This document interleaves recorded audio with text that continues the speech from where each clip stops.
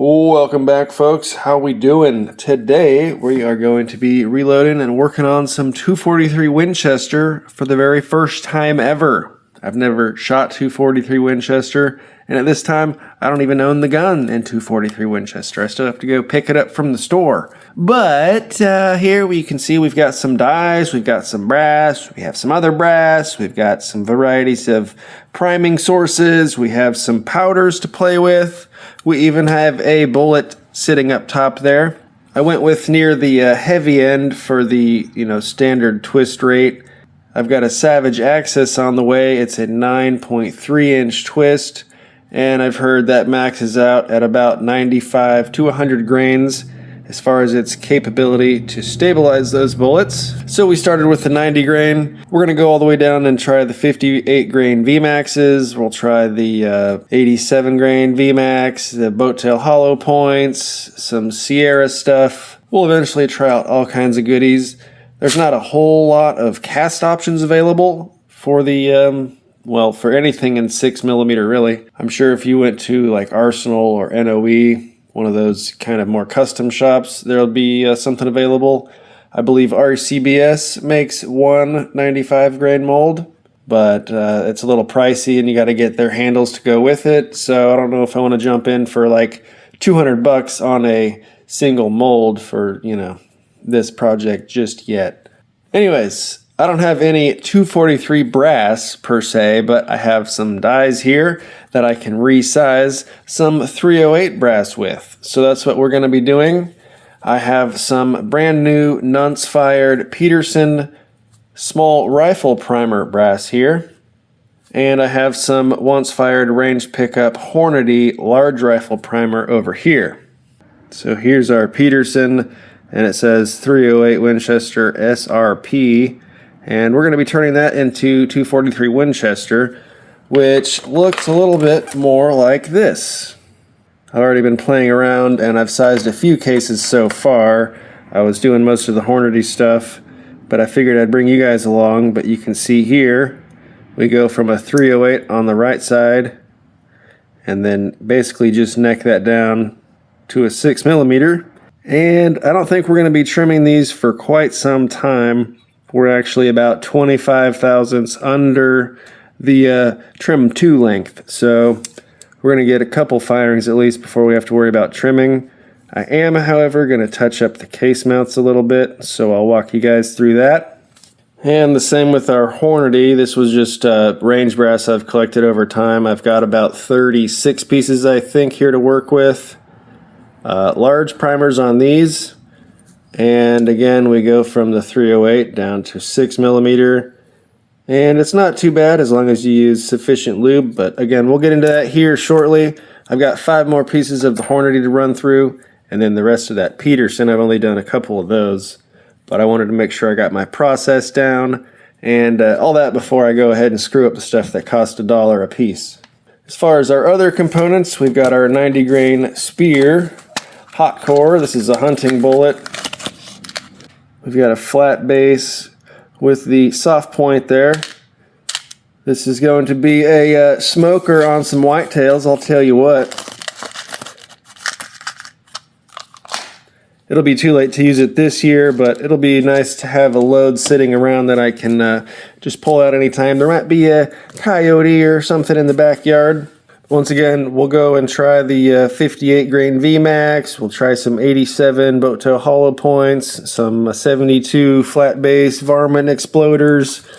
We're going to play with all the stuff except maybe anything above 100 grains. Let me know what your guys' experience is with that using those new super long VLD bullets from like Berger and Nosler. How do those fly in the traditionally slower twist rate of most 243 hunting rifles? Again, it's just a basic bitch Savage Axis. Just got it on Black Friday. Super awesome deal from Academy, but eventually I'm going to upgrade the stock into maybe a proper chassis or just kind of get something from Boyd's. A little bit better for target shooting. I don't know, man. All kinds of options. I just went with a budget build that we can upgrade over time. Maybe drop in a trigger upgrade because this is not the adjustable one. It's the super thin Sporter pencil barrel, so I'm sure it'll heat up quickly. and we'll get to see how that makes our groups shift around and so on and so forth, but that'll all be fun stuff to get to later on. So that's bullets for now. Our primers in the Hornady, large primers, we're going to be using Winchester. That's what I've got on hand right now. And for the small rifle Peterson brass, we have the Remington 7.5 small rifle bench rest primers. And I guess bench rest means they have nice tight tolerances, and the 7.5 compared to the 6.5 is rated for the like 62K pressure of your 5.56 NATO and all that fun stuff. Whereas the Remington 6.5 primer, that's for your older school, like 22 Hornet, things like that, that maxes out at like 45,000 PSI. So you're definitely going to be piercing primers if you're getting the 6.5 from Remingtons. So be careful about that. But anyways, we're going with the 7.5 in the Peterson small primer brass. And we have a Lyman 2-die set, just the full-length sizing die with the seating die combo. I'm not sure if the seating die crimps, but we shouldn't be crimping any of this. It's just a bolt gun, you know. I'm not running an AR-10 or anything like that. But again, someday if we get into casting and something of that sort, I'll probably just pick up the Lee factory crimp die because I prefer that collet style rather than a taper. But that's just me, personal preference, whatever. We went ahead and picked up the Lyman case length and headspace gauge. That's how I'm able to form the brass, you know. Boom. Perfect to spec here. We're not sunken in. We didn't oversize and bump that shoulder down too much. And we're not over the top, which means we're not bumped enough. So we're going to be able to close our bolt, and we should be able to make some good ammunition here. And then also, this side of it, it's not sticking out at all because, like I said, we're about 20 thousandths short, 25 thousandths short. Nothing sticking out here, which means we don't need to trim anything. So that's why I prefer this Lyman gauge. It'll show you case length and headspace compared to, I think, the Hornady one. All it shows you is whether or not it chambers, but it doesn't like give you a minimum or a maximum on your headspace or your case length there. So I prefer the Lymans. I've been having pretty good luck here with the Lee resizing lubricant.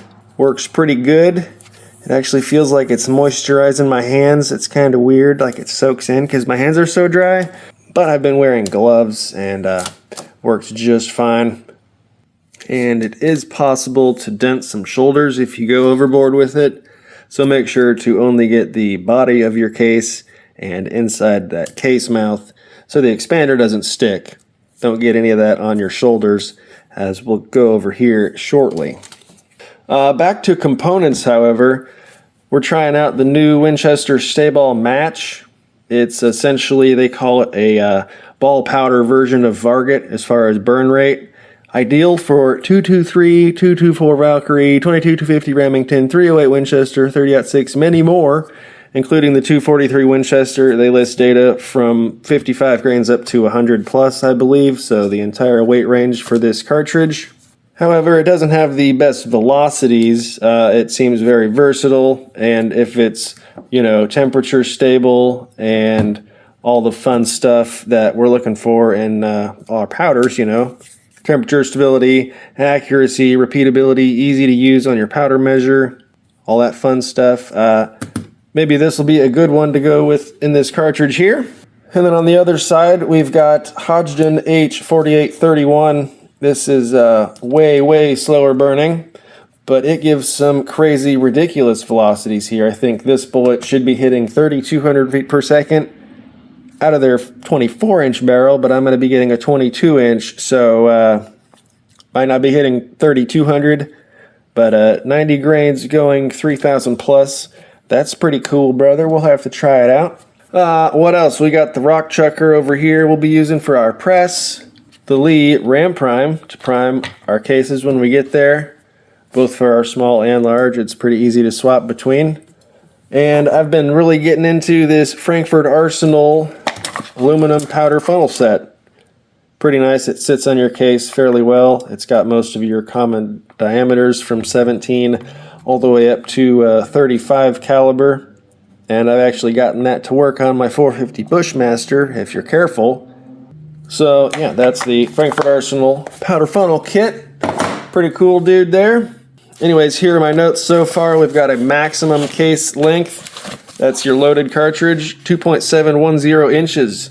That's a little shorter than what I'm used to in 308, which is 2.8 or 2.81, depending on your magazine or your specific firearm. Our maximum case length, 2045 inches. Again, these are down at like 2010, 2015, way down there where the 308 cases used to be trimmed to. And again, our trim 2 length here is 10,000 under your maximum, so 2035 is the trim 2, but once again, we're still way under that. We're not going to have to worry about trimming our cases for a few firings at least. And right now, we are working on forming our brass. So let's jump into that. I'll show you how we are sizing our Hornady pieces. I've got a few of those left. And then we'll knock out those Petersons and then get on to priming after I tumble them and get all the lube off. So stick with me here and we'll get into forming from our 308 brass into our 243. Alrighty, so first things, we are going to need some brass before we can reload anything, right? So what I've already got here is some of this Hornady stuff, and we've got most of it done. I've just got 5 pieces left for demonstration purposes, and this is actually my first time using the Lee lube here. I've been pretty liberal with it. Got a little bit here, and we want to really make sure to get the base of the case and up along this way. We're not going to get anything up on the shoulder or around the neck area there. We do, however, want to get inside of the case mouth because up inside of our die, we have a little expander ball that pulls back through the case mouth on the way down. So that gives your final diameter and sets your neck tension on the way out. And we don't want to be sticking any cases because we're stuck with our mouth over that little expander there.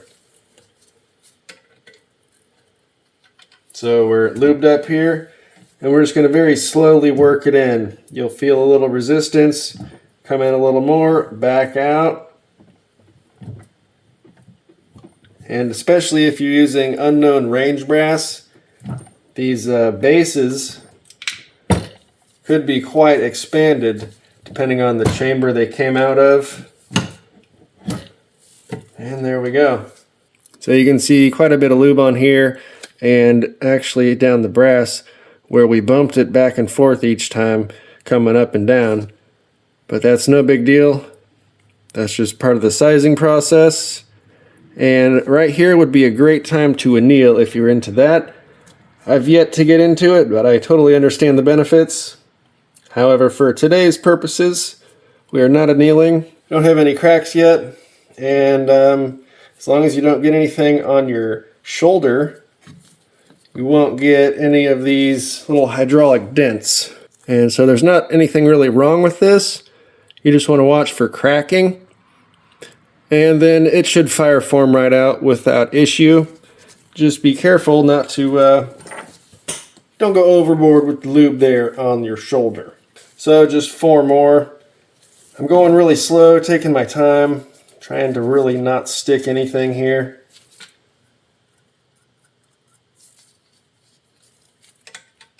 And I actually need to grab this paper towel here and wipe this last one off and test it in our case gauge to know that we actually sized it. Hey, looky there. We are both under the maximum and over the minimum, because we've set our die up here and I work down into it, and eventually your case head falls right into place where it needs to go.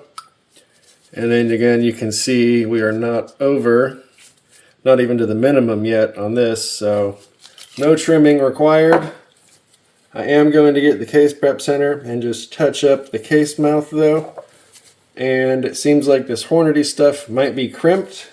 We use our Ballistic Tools primer pocket feeler gauge, and this is the go side. Obviously we can prime. It's very tight. I don't know if it's been crimped or not, but I might just touch that over the tool there to kind of break the edge.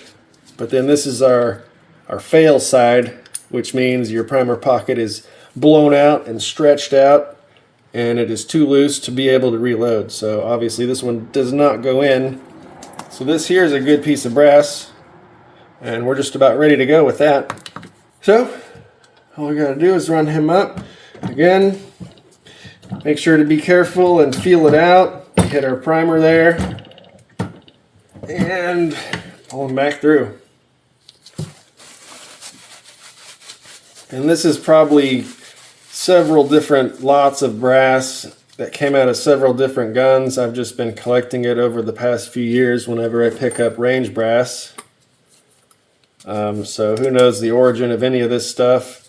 That's why I kind of set it all aside, and I'm just going to treat it all as it's been once fired. And now I'm using it for the first time, the second firing, for 243 here. And then I'll just use this to kind of break in the gun, get sighted in. And I know 30 rounds isn't enough to do that, but I'll be just playing around, maybe hitting some steel, doing a couple groups with this, and then we'll do some actual load development with the Peterson brass there.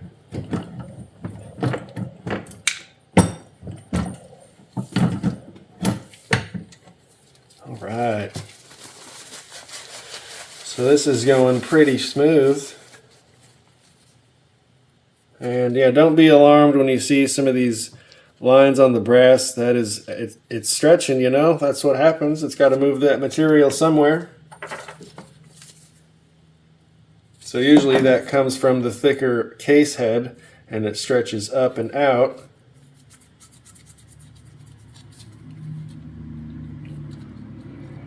And that's why you have to trim after sizing, because you're pushing that material up, and that increases your case length. Especially if you're working it several times. Ooh. And especially when you neck it down, you're pushing that material inward, and it's got to move up to go somewhere.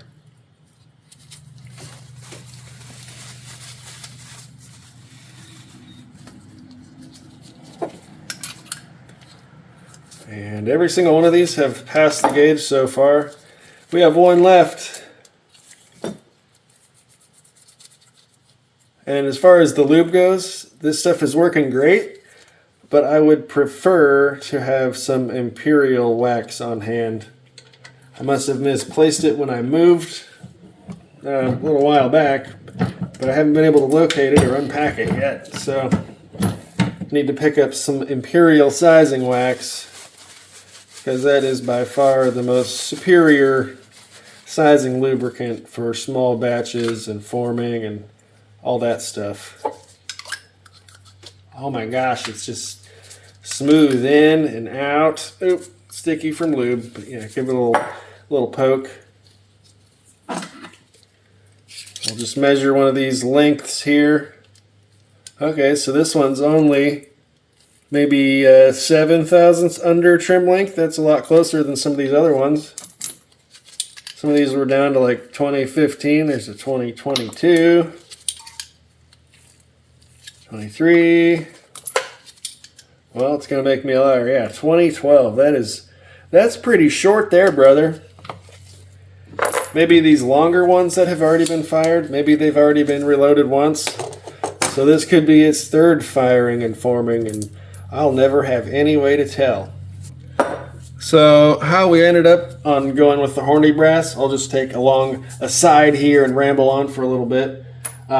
I was going through my sorted 308 brass, because it's everywhere. You pick it up and then you sort it out, and I was trying out several different head stamps, and some of them worked really well, some of them didn't. So we tried some Lake City brass. This stuff worked perfectly.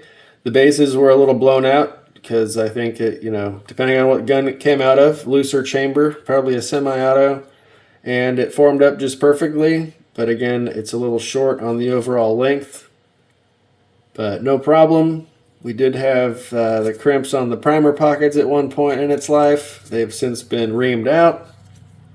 But Lake City seems good to go. However, I'm trying to stay away from that just because at a glance at a head stamp, you know, when I'm cleaning brass and sorting, I don't want to have to also stare at the diameter of the mouth of the case. So I'm trying to stay away from Lake City and use that for 308 specifically. But it did form perfectly without an issue. Another one that worked perfectly was RP Remington 308 brass. That one sized perfectly. And again, it is also very short, I believe. Yeah, 2008. Wow, that one is 27 thousandths under trim length. Now, I don't think it's going to matter a whole lot as far as like losing neck tension or grip on our bullet or anything like that. We're not going to have to worry about the bullet setting back. It's a bolt action. It's relatively low recoil, so on and so forth. And again, hopefully after a firing or two, that'll help start stretching out. And maybe we'll get back to where we need to be. See if that actually makes a difference. Next up, we have a PSD. That's just like NATO 762 by 51. It worked perfectly as well. No problem there with the PSD. Tried a few cases. WCC 10. Again, Winchester NATO head stamps. I was a little heavy on the lube with these. They've got little dents in the shoulders, and it looks like we've even got some donut action growing in here somewhere. But they did pass the case gauge, so we could have an option with the Winchester. There we go. So WCC, the Winchester military stuff, reformed from 308 to 243 pretty well. And the first one I tried that I was like, oh yeah, I got a nice set aside that I can use was Norma 308. I'm knocking everything over here. Yeah, Norma 308. I think this was from their TAC ammo. I'm not certain about that, but Norma 308. However, these were the first ones I formed, and they have this ring halfway up the shoulder. Is that, I'm pretty certain that's what you guys call a donut, right? If it's not stretching out properly or some nonsense is happening, feel free to elaborate on the donut phenomenon down below. Teach a dummy what's actually going on. But anyways, I have a pretty decent amount of this. If that's not an issue, I would like to make a set out of this Norma brass to have. Maybe 100 pieces of good brass I can have set aside for a set of that. I tried this nickel-plated spear. And this is the only one that I couldn't fully get to resize. If you are familiar with reloading or whatever, the nickel cases are harder, they're more brittle, they spring back more, they need to yield sooner, so on and so forth. So these ones, with my die setting that worked on all the others, did not work on the nickel brass. Which is fine with me because I only have these two pieces. I was just testing it to see if I could just do it, basically. And then I was going to use these for dummy rounds because they look sweet, but I guess we don't get to do that this time. And then these failed also. These are FC 308 Winchester. I tried 3 cases and the same thing. They didn't stick, they just wouldn't size down with my current die setting, which was working for all these other head stamps. Anyways, the FC 308, that was a failure. Bummer, because I got a good handful of that set aside. I was going to be able to use as a set of 243, but who cares? We got other stuff going on. And then, mixed into this Hornady brass, were a couple pieces of 6.5 Creedmoor. And I was like, you know, screw it. I'm going to give it a shot. And I know 6.5 Creedmoor does not come from 308. It comes from the 30TC cartridge. It's a much fatter body. 308 is actually barely tapered, where Creedmoor is much fatter, and it's got that sharp shoulder there. This is what Creedmoor looks like when you try to size it to 243 Winchester. The case is much shorter, but it's fatter, so the shoulder wasn't even formed. And you can see where we sized, we were only able to get that much brass into the neck of the die. So this is still 6.5, this is 6. And you'll notice no shoulder like your standard 243. So if you were curious, the 6.5 Creedmoor or any Creedmoor or 30 TC will not form to 243 Winchester. But I was just experimenting there, brother. Anyways, that's enough rambling on the forming and what I've gone through so far. But it's good to know we can use Lake City because that crap's everywhere. Winchester was good. And if the Norma's good, let me know about that little donut. If those are good to keep working through. Do they eventually size out? Do they eventually, rip open right there like your case head would separate? Someone tell me about donuts, brother. But all right, we've got our Hornady done. That was a pretty easy process. As long as you lube her up good, keep it off the shoulders, and move slowly. No issues there. So we've got our 36 pieces of this. I'll probably just pick a nice medium charge of, maybe do 15 of these and 15 of these, or however the math works out. Just pick the middle charge of each. But let me move all this crap out of the way. I need to finish forming our Peterson brass, and then I'm going to have to tumble all this crap overnight. So I'll have to come back in a little bit once we're all cleaned up. So let me move all this out of the way. I'm going to form the rest of the Peterson. All right, so everything got sized, no issue there. Now we're just going to do a quick chamfer, deburr, and then brush out the mouth, and then we'll go ahead and throw these into the tumbler. So let's get to it.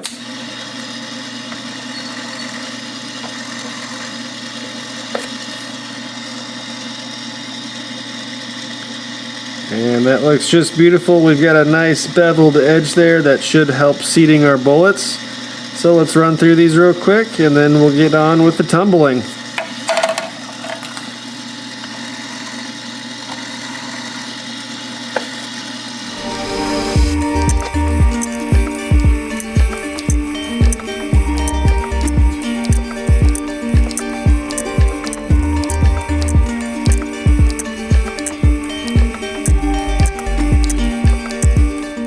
Alrighty folks, everything today has actually gone off perfectly. We have successfully formed about 85 or 86 pieces of brass from 308 and they are now fully prepped and ready to go.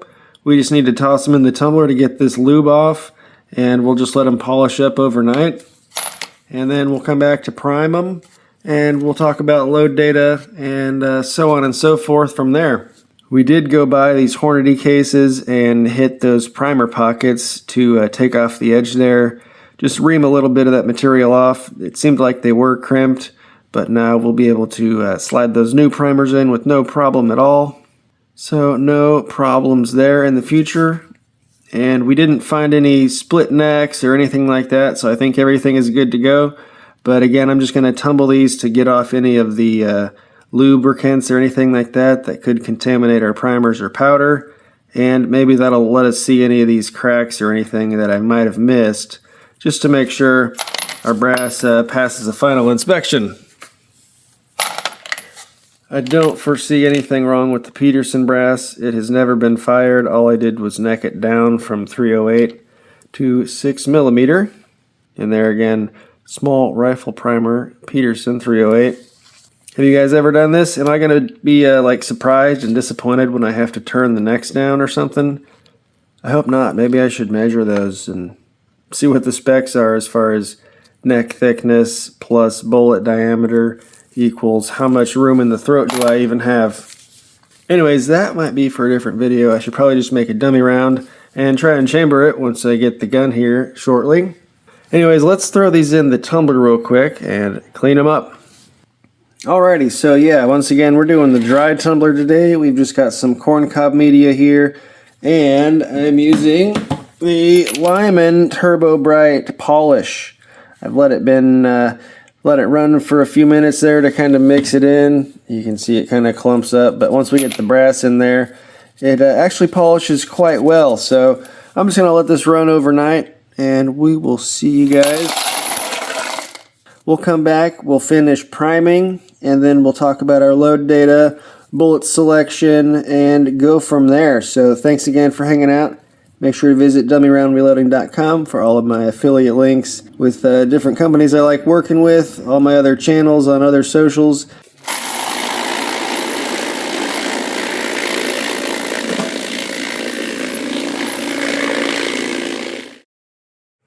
Okay, we're back out here in the garage. I let this run overnight. It's actually been a few days later, and I've since picked up the gun, so yippee.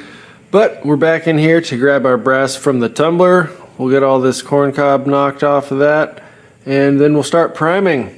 And if any of you guys have this little Lyman tumbler with the built-in sifter, yes, that is very handy, but it lets dust and everything fly out, so I've repurposed this nice bucket lid here to act as a lid for this, and it's been working just fine.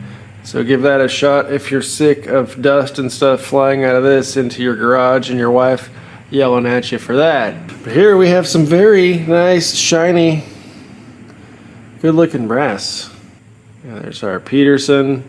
Not to say that it didn't look good before, but wow, isn't that pretty? I'm not sure, but I think these have the super tiny flash holes. So good thing that Lyman die didn't have any issues getting through that.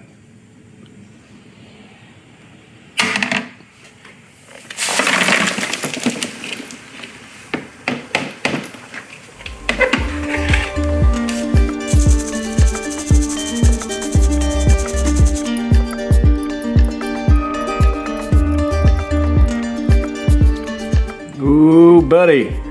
I'm a fan of dry tumbling. I know a lot of you guys are really into wet tumbling, and it's far superior because there's no dust, but I still get pretty good results with the dry tumbling and some polish in the corn cob. Yes, there's a little bit of dust, but it's not the end of the world, and I actually kind of like the slightly dusty coating you get, especially on pistol brass when you go to resize that on your progressive and whatnot. A little bit of that helps with the sizing, and then some of that on the inside of the mouth helps on your expander and stuff as well. But that doesn't apply here. I only wanted these to look super purty, so boom, objective complete. All right, let's get these sorted back out so we can get them primed, because we've got the two different sizes of primers here that we're working with.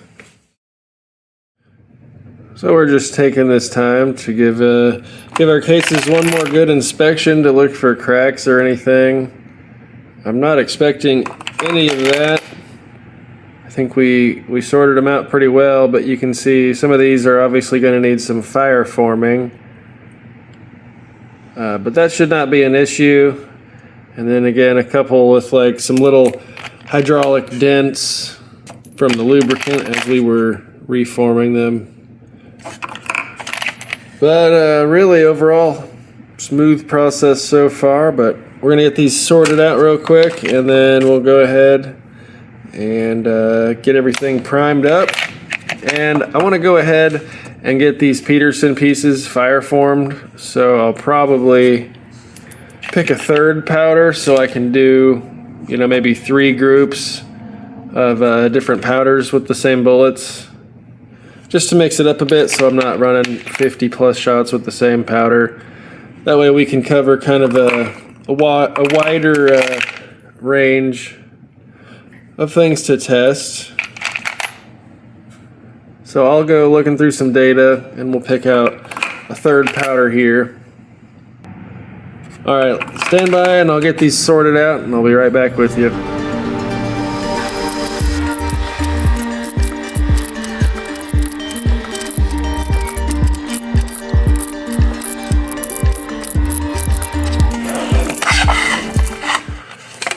Alright, so we've got 36 of the Winchesters. So there's 10, 20, 36 of them. So we're going to be using the Winchester large rifles here with the Hornady brass. And one of my favorite cheap tools on the bench is the Lee Ram Prime. Super easy to use. you have a shell holder. This guy goes way up top here. Da da da da. Stand by and we'll get to priming this brass here. I guess I could have started on the small brass because I had the small plunger installed, but we'll just switch back because obviously that only took a second, so no big deal having to switch between the sizes on the Lee Ram Prime. But make sure to close this up so you don't lose your other size cup. And you don't even really need the primer flip tray here, but I try to not touch them as much as possible so they'll already be flipped, and I'll just grab it and get it primed there. Alrighty, we're here at the Ram Prime. This is very simple. I'll take a piece of brass in my hand, pick up a primer, set that bad boy on top, and then we can hit our piece of brass. And this is some ones fired from the range. I don't know the origin. That did not feel like the tightest primer pocket I've ever reloaded before. But no big deal. We might get a firing out of it, which will, you know, be some good practice and breaking in the gun. And that one was not very tight feeling either. Alright, put them over here in the dun bin. And this doesn't take any time at all, so I'll let you know if anything weird happens, anything super gross. But I've had much worse brass from the range, and really it's not like I had to spend a lot of time trimming it or anything really. We just resized it and formed it, and then I basically hit it real quick with the chamfer and deburr, so it didn't take any time to get to this point. If I only get 1 or 2 firings out of this brass. But not all these feel horrible. Definitely serviceable. And I was using the go no-go gauge for the primer pocket, you know, sizing spec as far as if it's crimped, you won't be able to put the go side in. And then there's a no-go side, which means if that side fits, then your primer pocket is blown out. And so all these passed both of those tests. So let's just drop that guy. So yeah, these are all within spec. I checked them all, so we'll do that again after the next. Maybe I'll try and deprime them before we size and pick out any really bad ones. And then maybe go from there. But this is nothing too exciting going on here. So I'll get back with you if anything exciting does happen. Otherwise, we'll come back with the Peterson small rifle primer and the Remington brass. Or the small rifle Remington primers there. Ooh, that one felt like real good and tight.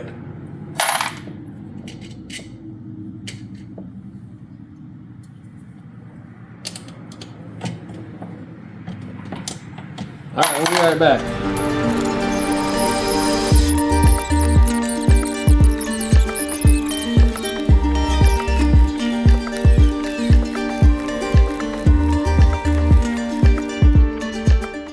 Alright folks, that went off without a hitch. We just have to switch back really quick to our small plunger here. Just keep the spring, put that back away, and then we've got our other plunger that slides right back in the top once you put your spring on it. Ha! Good job, dummy. And you don't want to lose that spring because otherwise it's not going to hold your primer in the cup. There we go. Make sure to close that up again so we don't lose that plunger. And we are using the Remington 7.5 small bench rest primers here. And we need an even 50 of these. 1, 2, 3, 4, 5. There we go.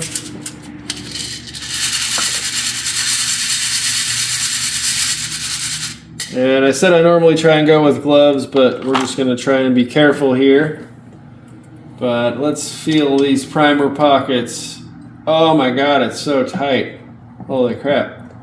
Wow. Ooh, it looks so good. Ooh, look at that Remington primer. Ooh. Heck yeah, that was incredible. I don't remember the last time I actually had brand new rifle brass. Most everything I use is range pickup, so having a nice set of 50 pieces, this is like freaking gonna be like in heaven, yo. Oh man, that's just very nice. And I really like this Lee Ram Prime because whoa. I was just making an argument for how awesome it is, and it just threw my primer across the room. But I really enjoy, and you get a nice positive stop there. Like, it's not going any further once you get it in. Unlike hand primers, you know, if you have a weak hand or a bad wrist, that kind of hurts me because I got the carpal tunnels.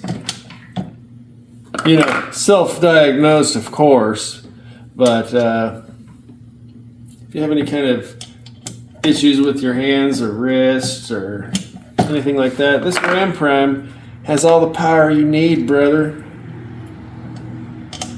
And even right now, like, I don't have any pain in my hand or wrist or any of that. It's just a very smooth, easy process. You grab your brass, you grab a primer, we set it in there, we can prime, and then back into the box. And we're really only handling it one time here. It's not like this overly complicated process or like it's any harder than using a hand primer.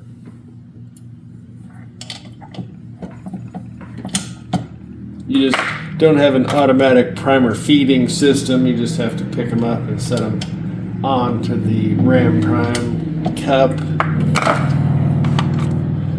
Again, usually I prefer to use gloves during this process just to avoid any kind of contamination or silly things like that.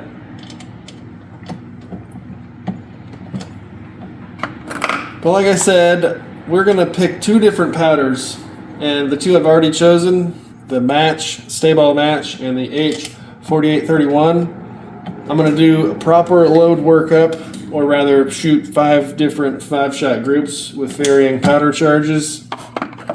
And then for the other 36 pieces of Hornady, I might just do like 15 or 20 with one random, you know, starting charge of a different powder, and then just whatever remainder I have, load those up with a different powder, just to get a feel for how they work in the case, how they work for this bullet weight. And then old Dummy's gonna have to go shopping for a whole bunch of different bullets, because this is gonna be 86 shots, and that won't leave me enough to follow up on the actual load development there. Because honestly, I bought the box of bullets that I bought because they were the cheapest ones on the shelf. But a 90 grain soft point, that could be, you know, a freaking deer slayer.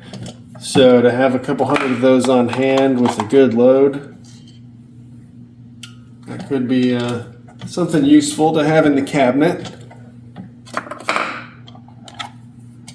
I can't remember the velocity offhand, but I think 4831 is going to be pushing 3200, whereas the Stay-Ball match, although it claims higher velocities to similar powders, it's going to be almost 200 feet per second slower than the 4831 based on all other data that I've been able to find, which was essentially just the Hodgdon manual, which is just them copying the Hodgdon website. So what would you expect? But anyways, if the Stay-Ball match powder works out well, that would be nice to have a good easy metering ball powder. You know, I've got the Uniflow here. If I could just set it up for 42 grains or whatever, load them up and be done. Whereas a stick powder like your Vargets and your 4350s and this 4831, I think, is a pretty large stick. They are known to be less forgiving when you're trying to measure out your charges. And that's just the nature of a stick powder versus a ball powder.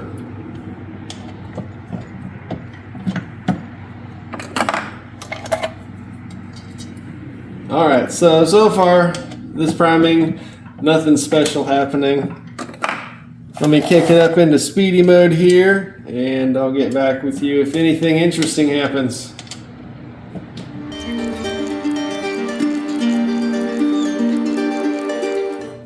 Alright, everything is primed up. Holy crap, these are beautiful.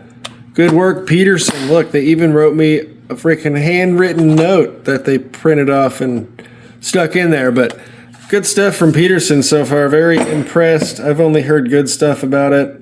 So that's going to be awesome to actually get to use some good brass for once, brother. Anyways, like I said, I'm going to go find some different powders, and we're going to use these for ciders and just playing around on steel and making sure we got the chronograph lined up and all that fun stuff before we get into the real load development. So let's go dig around. We'll find some powders, talk about some load data, and we'll kind of go from there. So alrighty, folks, we're back, and it's actually been a couple of days. We've been able to procure some more components that we're going to throw in a little bit here just for our ciders, and then later we'll go on to some real testing. But for now, we are working with our Hornady brass. We are loading the spear projectiles, the 90 grain hot cores. Dang, don't them purty, son. And we are going with 4831 from Hodgdon. This isn't the shortcut version, but I guess the data is interchangeable between H4831 and H4831SC. You're just able to pack more in the case with the shortcut version. But you'll see with my maximum charge here, we are able to get those seated to the correct overall length. We're not having any issues being overcompressed or anything like that. But I would imagine there's some loads where somebody wanted some more stuff in the case, so they went with the shortcut version instead. Anyways, we are just working up here. I went from my smallest charge of 45, seated all those, got the die dialed in as far as our seating depth. Then I jumped up to our top charge here just to see how that case fill looked at 48 grains. So let's fire up the Charge Master here, and we'll see what 48 grains looks like. And there's your H4831. These are some big old chonky extruded sticks. Oh yeah, very nice. And we're using the Frankfurt Arsenal powder funnel set. Pretty nice for the money. And there's our case fill. It's actually right at the bottom of the neck. So we're just barely compressed with this, because these bullets are pretty long. They go into the case quite a ways. So we're going to be squishing on some of that powder, which is not the end of the world. There's nothing wrong with compressing your powder. But like we were saying earlier, some of these are going to need to completely fire form out before they have that perfect neck and all that fun stuff, the shoulder and everything. So we've got our die set up. We'll just run this one real quick.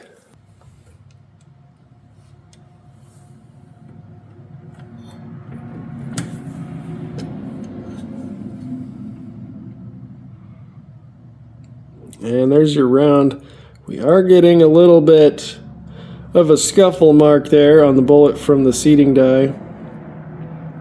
So that is a little compressed there. There is no shaking left over.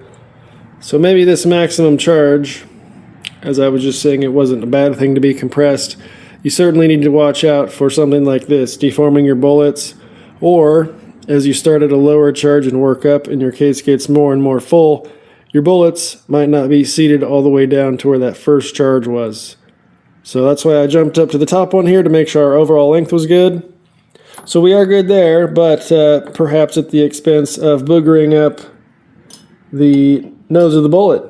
But good thing these are just ciders, and we're going to be basically still learning the gun, and I still need to learn how to use the 12-pound trigger on it, because that sucker was rough. There wasn't any recoil, but I was flinching, and since it's such a light gun, you probably saw it just jumping off the table when I was shooting. It's a pretty full case right there, fellers. Of course, you can do the vibrate trick and knock it down a little bit.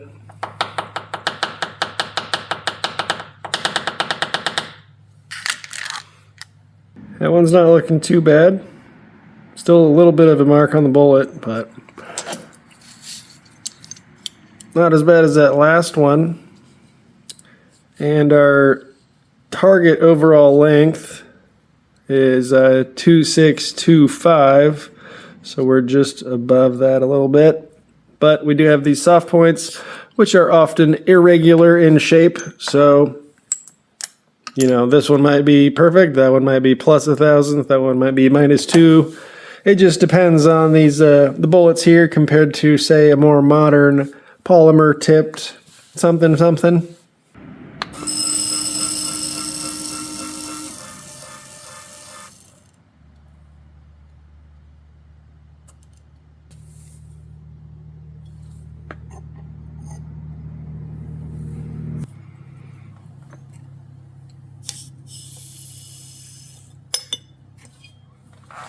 Alrighty, we've got these first 4 groups with our Spear hot core 90 grains loaded up there, and we're going to move on to our next powder for the remaining 15 pieces. And what did we go with here? We're going to be shooting the Hornady 6mm 87 grain boat tail hollow point varmint. Now it might look like a match bullet, but it explodes on impact. Streamlined design for ultra-flat trajectories. Match grade jackets design provides maximum accuracy at all ranges. Explosive expansion, even at low velocities, brah.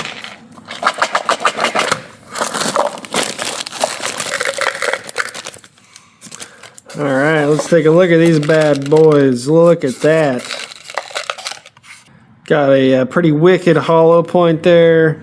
And it's just your standard jacketed boat tail hollow point we've got, except this one explodes really good like. Anyways, there's our next projectile we're going to be using. And what's our powder? We're going to be using the good old Shooter's World match rifle. I hopped over on their website and they had data for the 87 grain VMAX bullet, so we're going to go ahead and run with that.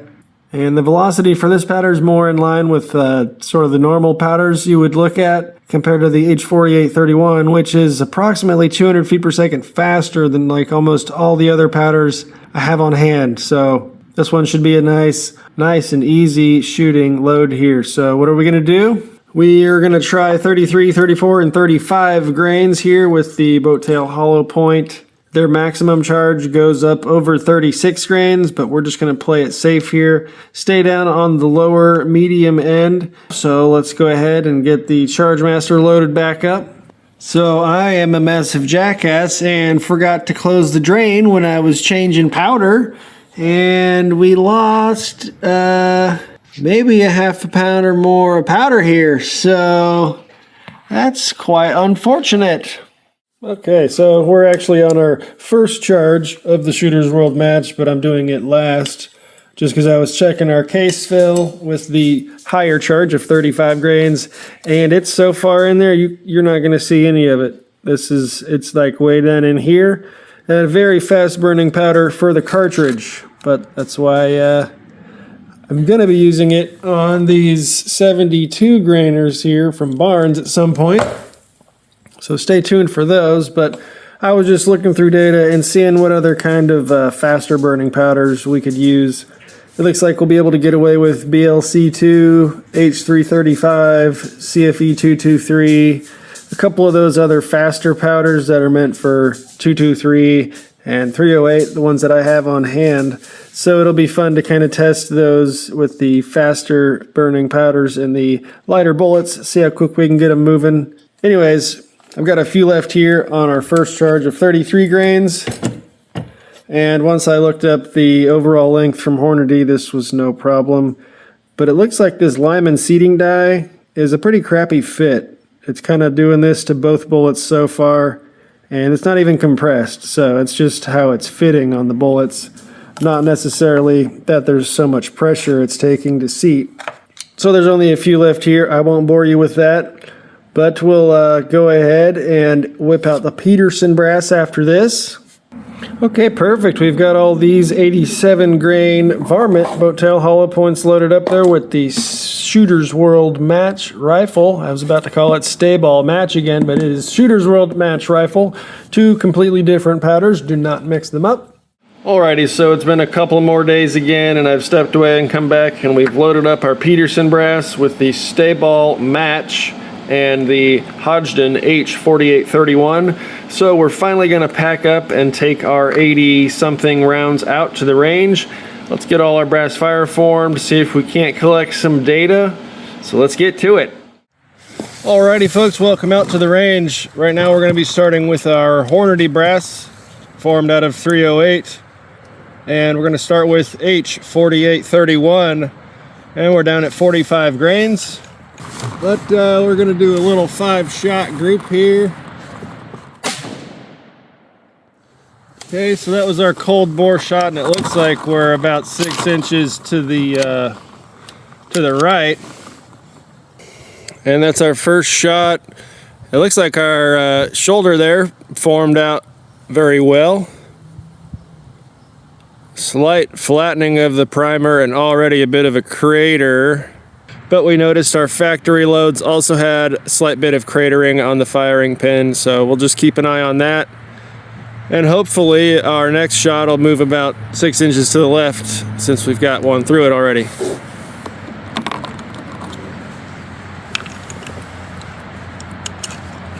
That last one on the chronograph is 3042, which is already about 50 feet per second faster than our factory loads from the last video. This powder is extremely slow burning compared to everything else I have to try, and it starts at about 200 feet per second higher than all the other powders. So that's right spot on where we're gonna be, and maybe we'll get up to 3200. But let's try this here and see if we can't shoot a group, I guess. I think that one is just low of our first shot. It's hard to spot these little tiny holes with 9 power scope. The brass still looks good. So again, it's really hard to tell, but I think that's right in with the first shot. Chronograph missed the second reading, but now we've got a 3018 feet per second on shot number 3.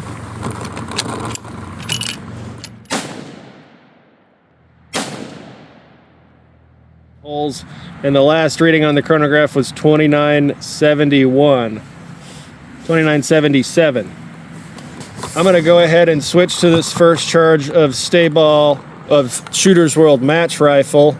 33 grains of the match rifle, a much faster burning powder, and this should be quite lower in velocity, perhaps 27 or 2800. So let's try the first group with this and see if it's about 6 inches to the right as well.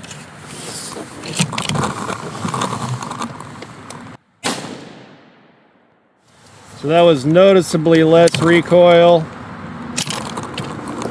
and we're still far right and lower on that one. Okay, as we can see, much lower pressure on the primer, very round, and no cratering at all. We did not get a reading on the chronograph either. Let me adjust that. Okay, I can see both of those. They're actually pretty close together. Brass is fire forming out just perfectly. Some of these had those little hydraulic dents from lube. Like this one's got a couple spots. We'll take a look at that after this shot. The net velocity was down at 2704. That bolt closed really easily too.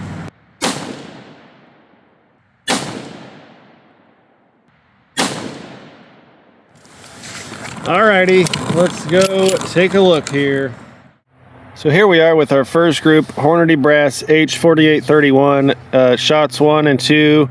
And then I said I couldn't spot any of the others. That's because they're all in about a half an inch right there. So I don't know if this shift is the barrel warming up because this is our cold bore. So overall, it's like a 2-inch group, but we've got 3 of them within about a half an inch there. So obviously we need to make a scope adjustment, and that's going to make this one hard to track, but we'll do our best with that. And then on to our first group with the Shooter's World match rifle. A little bit of vertical stringing. I said I pulled one of them low, and then I think our very last shot was all the way to the right there. So at both velocities with 2 different bullets, we still need to shift to the left, probably 2 or 3 inches. So I guess I'm gonna have to make that adjustment and then just keep track of these with our next group and see what our other charges are gonna do. Anyways, I've got excuses for days, but let's get back and shoot some more groups. I won't film this whole nonsense shooting 100 rounds, but I'll blast through these Hornady rounds real quick, and then we'll come back for the Peterson. Stand by.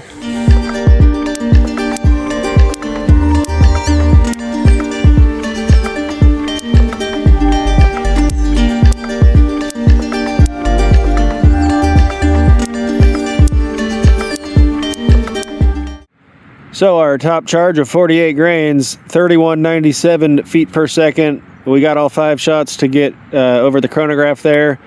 Extreme spread of 65 and an SD of 23. But let's go grab our target, and then we'll be back for the Shooter's World match rifle. Well, this looks like a freaking shotgun pattern went off. Just, you know, some number 4 shot or something silly like that. We're gonna just have to review the footage, but there's 5 shots here. That looks like poo. A couple here, maybe that's 5, I don't know. But then these are the last 2. I think there's, you know, an inch of these 3, and then these last 2 were way out. Kind of hard telling, but nothing good looking here. I will admit I did not torque down the gun or check any of the specs out of the box as of yet, so that's probably a high probability of what's going on. But we're gonna jump down here, and I'll actually just shoot this with our second charge so we can tell the difference here, and then of course the third shot. So let's get to it. All right, back up here on the crappy table, we're on our second charge of 34 grains of the match rifle with the boat tail hollow point varmint from Hornady.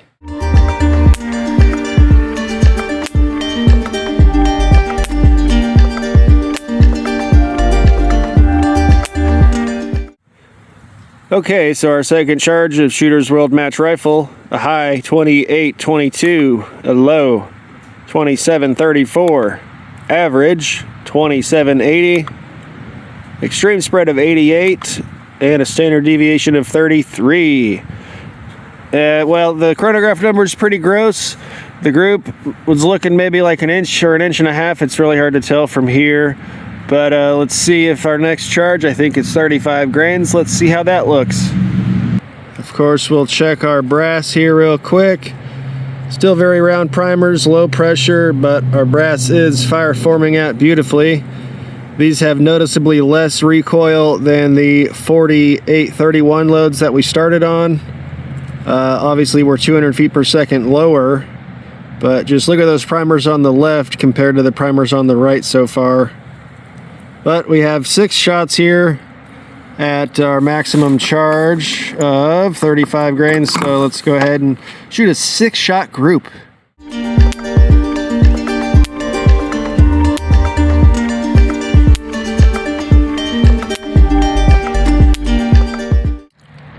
Alrighty, so nothing spectacular here on our last group. A couple of them had quite a swing in velocity, and we didn't actually get many readings over the chronograph, but you can see primers are starting to just get it barely flattened at this charge weight here, and we were still around 2,800 feet per second, just like the book was saying. So we only had 2 shots that got read over the chronograph here, average of 28.58, a spread of 56, and an SD of 28. Pretty gross. So let's go grab our target I'll hang up the new ones for the Peterson brass, and we'll go from there. All right, well, up closer, it looks a little bit better here. Here was actually our second charge. We've got 1, 2, 3, 4, and 5. If we remember, we had these 4 and this guy on our first group. So these 5, that's easily within an inch, I would say, for our second charge. That's looking pretty good. And then our highest charge here, we actually have 4 of them here and 2 out high. I'm not sure if I pulled those or what, but it looks like this one's trying to group and this one is trying to group a little bit. So that's a little more promising than I was expecting from the view back there. So very nice. But let's switch out here and we'll get to our Peterson brass. And we'll start again with the H4831 and then move on to stay ball match. All right, guys, back with the Peterson brass here. Our first charge of 45.5 grains, 45 grains of 4831. And we didn't go quite as high as we did with the Hornady brass here, but we should still be able to get some good data. So 45 grains, the starting charge recommended by Huntsman.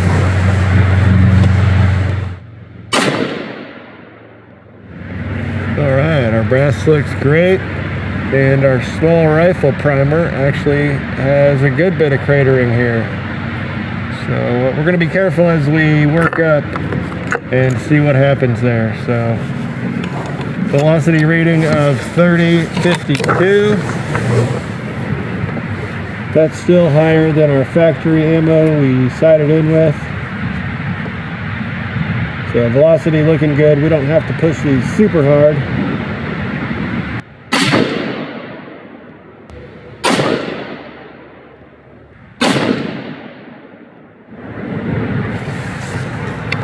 Looking pretty good on paper, but we're not getting any readings on our chronograph.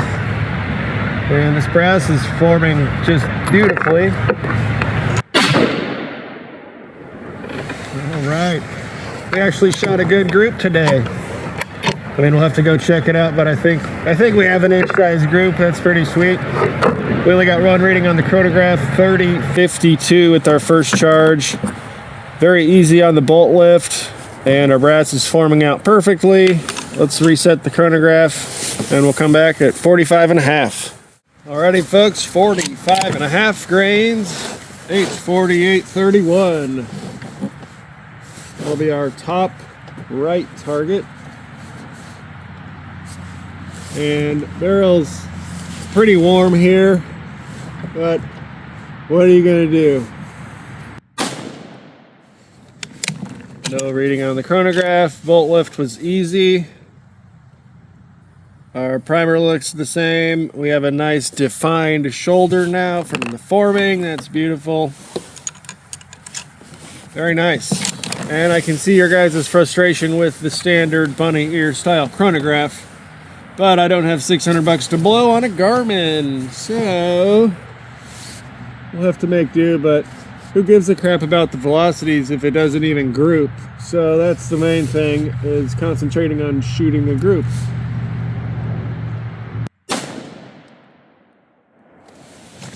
Wow.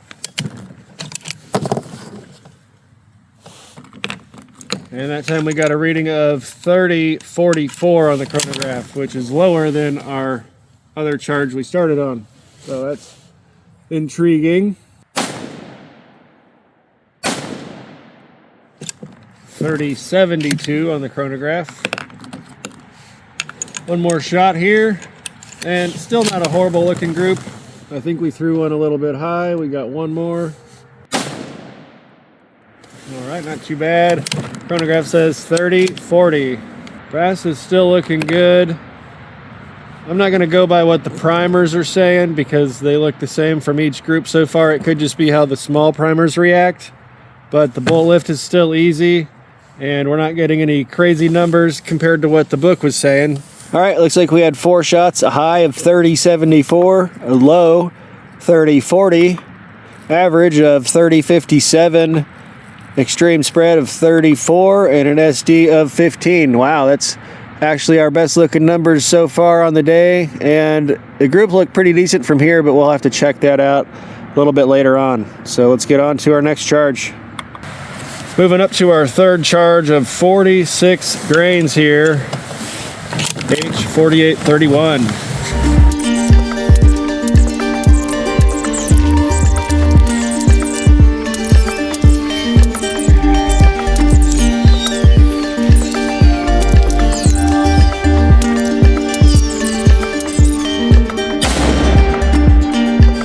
Finally got a velocity reading 3201.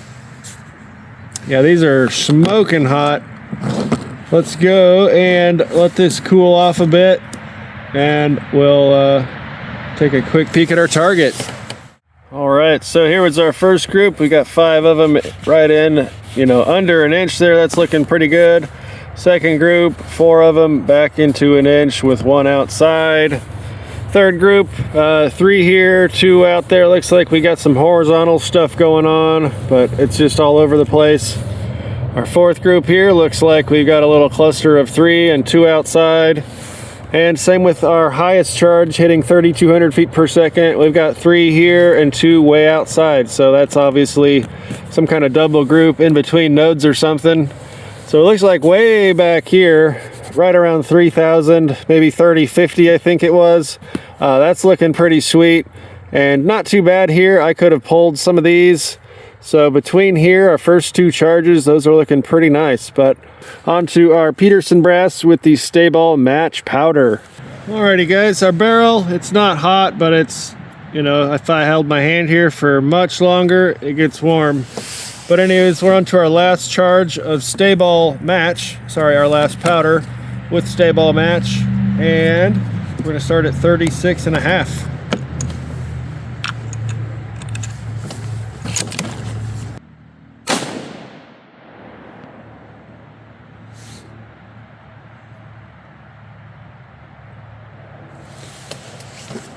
All right, no velocity reading, but I don't know if that felt like a slight hang fire. Let's be cautious and feel them out, Nothing on the chronograph. 28:44 on the chronograph. Brass looks fine, if not a little bit dirty, or even like under pressured maybe. The necks are kind of dirty, like they're not sealing out completely. But this is our starting charge here.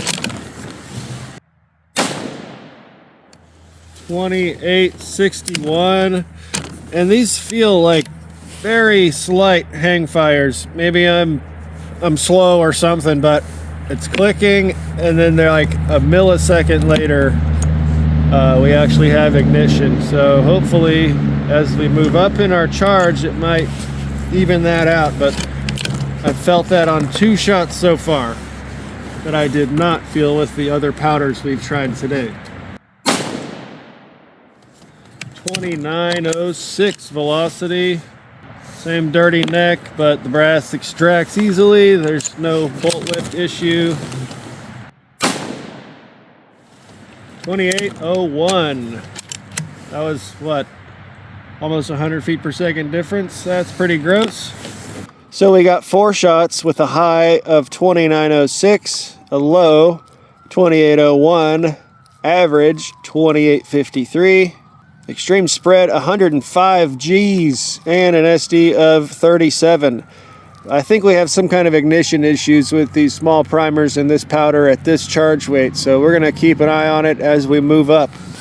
All right, well, this powder is supposed to be temperature insensitive, so I'm going to keep the barrel, I don't care if it's warming up or not, or how long this is going to sit into the chamber, and we'll see if our consistency comes back at all. And by that I mean we had a couple of nice looking velocity numbers from the other powder there, so let's see if Stay-Ball Match can do anything similar. And we're at 37 grains. Velocity of 2960. Holy crap, folks, that's quite a spread there, but I don't know, it still felt like it hung a little bit. This is pretty gross here. Man, that was it. Wow. it's definitely hang firing, and that was 2862 on the chronograph. But these primers are way rounder than with our other powder, so we have to still be low in pressure. We're just not getting a good consistent ignition, even though we just jumped up, you know, 50 feet in velocity or so. Maybe not, it was 2853 was our average. I don't know, man, this is pretty strange, and it's only 55 degrees out today, so it's not like we're in the extreme colds or anything. Nothing weird like that. And we have the Remington 7.5 Magnum bench rest primers, so they should have pretty good ignition, you know. 2870 on the chronograph, and that one just got tossed way out to the right, it looked like. That one landed in the exact same spot. 2865 on the chronograph. Velocity numbers are actually right in line, I think, where they're supposed to be as far as the data. We might hit 3,000, maybe. But yeah, we've got a clear double grouping going on here. Let's see where this third one lands. 2957 velocity. I didn't actually see the impact. Let's take a look. I think it's to the right.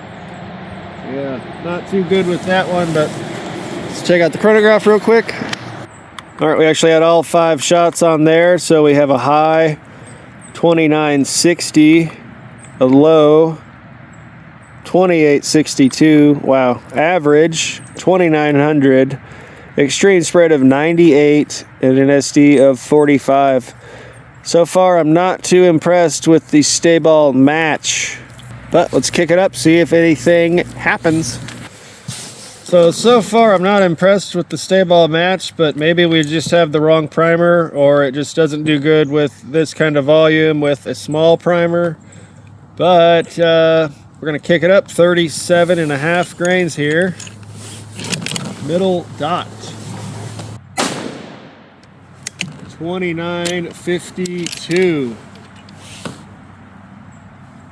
Brass still looks good. These are actually getting a little bit cleaner looking around the necks now that we are fire forming and increasing pressures, so it's sealing off better.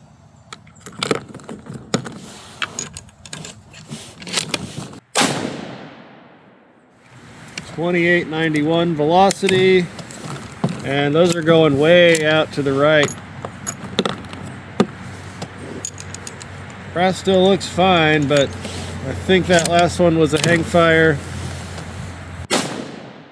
Well, we got a nice rainbow arc off to the right side there, but 2928 velocity.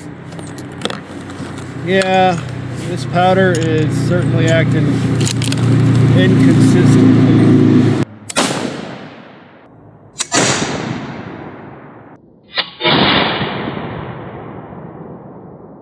That was a crazy one there, holy moly. 2850 velocity. That was, it actually kind of startled me.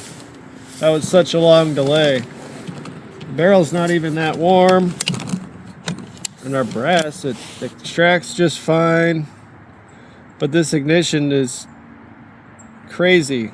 And as you see with the velocity much lower again, we had one almost at 3,000. This one's 2850 and our neck is dirty again. So, wow, much less pressure. It wasn't able to seal quite as well. And again, that one is far right. Which, you know, I'm probably flinching after I pull the trigger, it doesn't go off, and then there's that millisecond delay. Should probably use caution here. Okay, one more. 2869, and not quite as bad as a hang, but still noticeable. So we got all 5 readings, an average 2898, extreme spread back over 100 again. That's freaking disgusting, and an SD of 37. Totally nasty. This powder is it's gross, man. I don't know. Well, with this this primer in this case right now, in this particular situation, it's acting very strange because we just used it in 308 and it was almost every load was compressed and they seemed fine, but this is much less case fill on these, so there's a lot more empty space. So I don't know if that's got anything to do with it. We got 2 more charges. Hopefully this increased case fill helps, so let's get to it. All right, there we move up to 38 grains. There was still quite a bit of empty space in these. None of them were actually compressed. So, yep, we're gonna try it. Group number 4, 38 grains. Let's give it a shot. Still a slight hang and nothing on the chronograph. We did seal off on the neck pretty well. 29:31 on the chronograph. And even 3,000 feet per second there. And that was all 5 of those. 4 shots there, an average 29.79, extreme spread of 69, and an SD of 28. So those numbers are starting to tighten up, and I don't think I noticed quite as many hang fires. Maybe the first one did, but after that, it could have straightened itself out. So let's see if our very highest charge runs a little cleaner and more consistently here. All right, guys, 38.5 grains here. Our final charge, a little bit more case fill. Hopefully that's what we've been looking for. 29.08 velocity and a distinct hang fire on our first shot. And yeah, the primer, maybe a slight bit of cratering, but a very clean burn around our neck.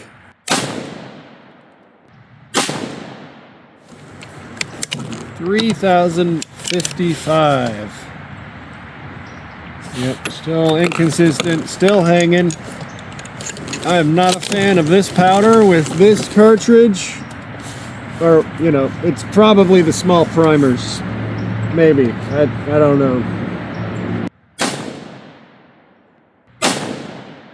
And our final shot is at 30.25. So here we have our brass.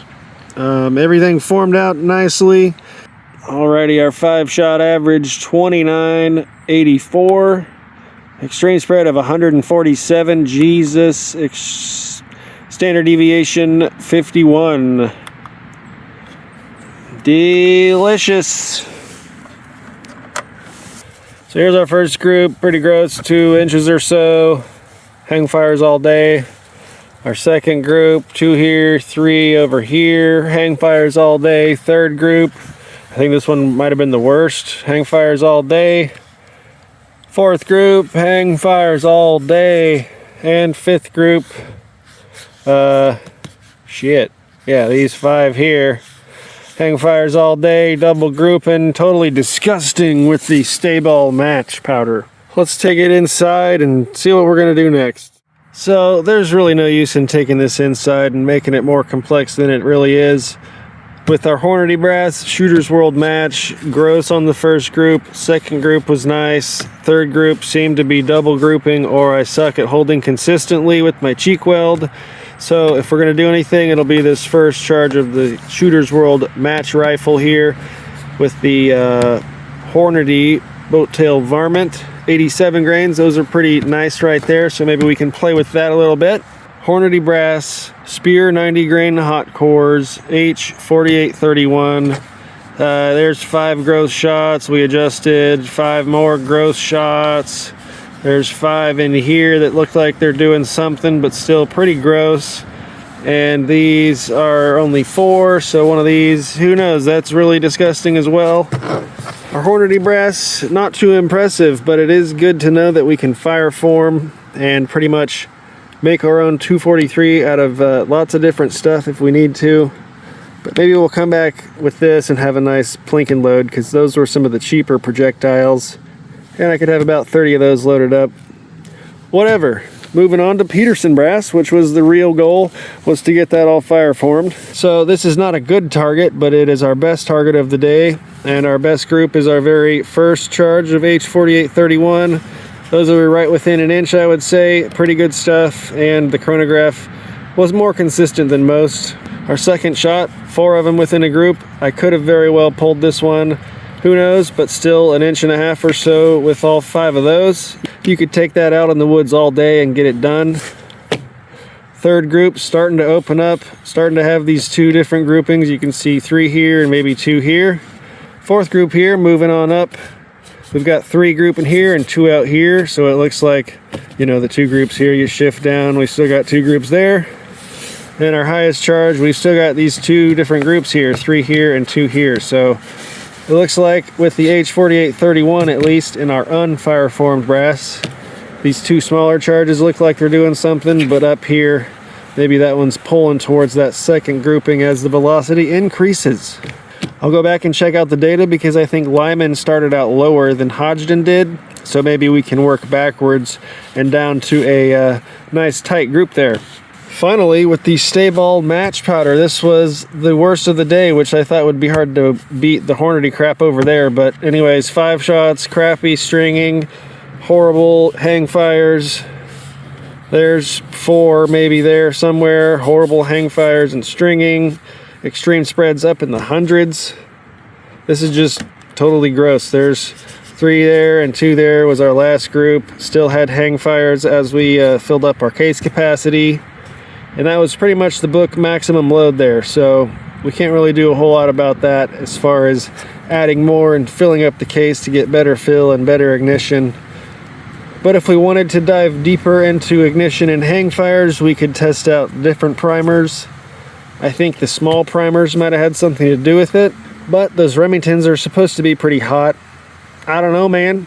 So the real goal of the day was to get stuff fire formed and see if our gun liked any of this crap. It seemed like we had 1 group, maybe 2 groups out of this whole mess. But we are at 101 rounds fired. Yeah, that's cooled off now. We're at 101 rounds fired, and I still have to go and make sure our action and everything is torqued down to spec. And I think a stock upgrade is going to be our very first thing, because you can see we are not very well free floated here. This is just totally resting on this side of our crappy plastic stock, and there's way more room over here, so this is gross. I think a stock might help. A new trigger will definitely help. I'm going to switch this scope out with, like I said, literally anything else in my safe. I'll probably just go with the 4-12 Crossfire because it's one of the 1-inch tubes I have. I can probably use these same rings. Just make sure that they're actually tightened down to spec and all that fun crap. I'm pretty sure this was installed with about a 15-degree cant this way. I know I'm on a crappy table, but we're boosting up that side with our bipod. That's just silly. We shouldn't have to do that. But this video has been long enough. We're gonna go clean the gun, torque it up, do what we can to make that not so horrible. Probably get our scope changed out, clean up our brass, and we'll be on with the next one. So thanks for hanging out, guys. Go check out dummyroundreloading.com. We'll see you in the next video. Have a good one.